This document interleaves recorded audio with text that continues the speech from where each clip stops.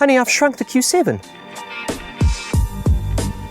It's no secret that the compact SUV segment is one of the fastest growing and most lucrative on the market at the moment.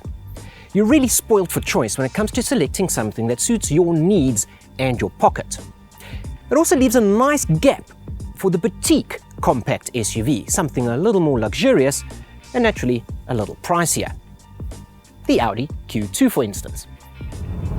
Well, why do we call this a boutique compact SUV? Well, it starts with the price. You see, the Audi Q2 is not cheap. Prices start at around 435,000 Rand. And then, of course, there's Audi's notoriously pricey options list. But speaking of options, that's what makes this boutique, is the fact that you can customize it as you feel fit. So, you've got 4 different trim levels that you can go with.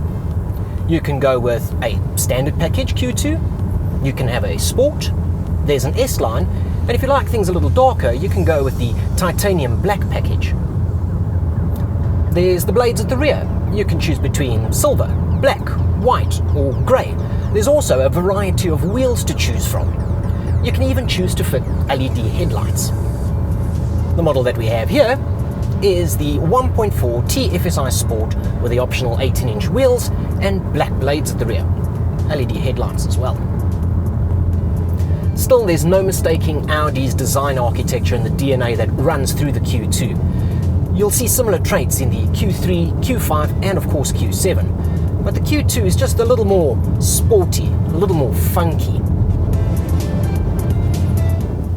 The interior is just as customizable.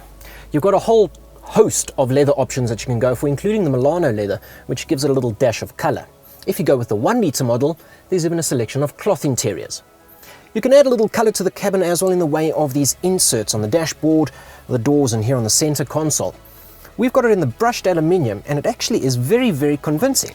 It's a very nice look, even if it is very familiar in terms of, well, looking like an A3.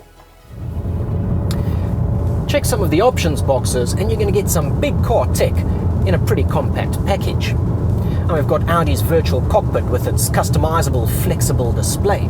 There's also the MMI Infotainment system, which you can spec with MMI Navigation Plus.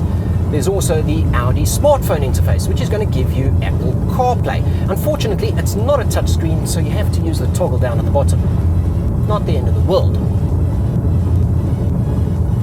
You can really go to town with the tech, and you can fit it with a heads-up display. You can have park assist, Audi's pre-sense, and adaptive cruise control.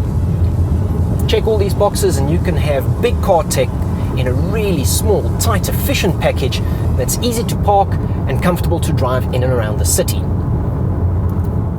As for the drive, well, it's the tried and tested 1.4 TFSI motor, but now with cylinder on demand, which makes it a little more efficient.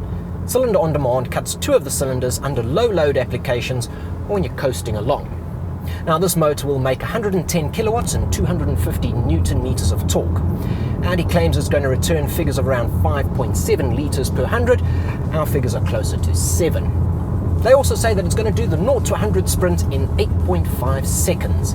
And I tell you what, because it's such a small, compact motor, it really does feel sprightly. It's mated to a nice notchy 6-speed gearbox, which is an absolute pleasure to use. It's a great combination of size and power. Well, the ride is not as comfortable as you would like.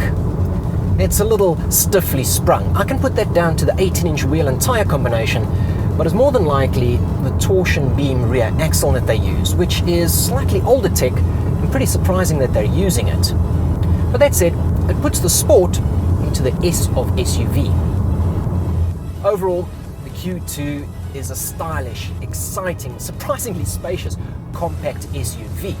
It's got more than enough poke and technology out the wazoo.